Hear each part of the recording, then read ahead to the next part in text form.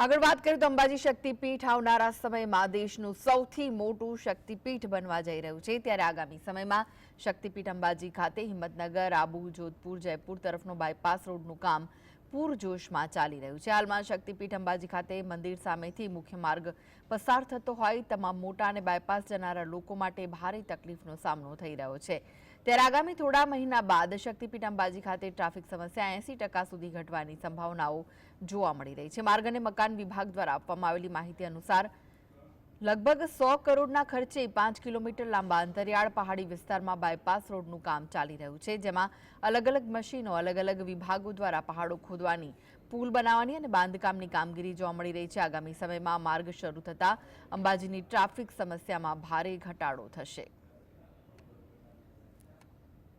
અત્યારે હાલમાં જોઈએ તો જે અંબાજીથી પસાર થવા માટેનો એક જ રસ્તો છે, જે મંદિર આગળથી પસાર થાય છે, જ્યાં ભારે વાહનો અને એ બધા પસાર થાય છે। અંબાજી બાયપાસ બનશે એટલે જે ભારે વાહનો છે એ બાયપાસ ઉપરથી પસાર થશે અને લોકોને ટ્રાફિકની આ સમસ્યામાંથી મુક્તિ મળશે।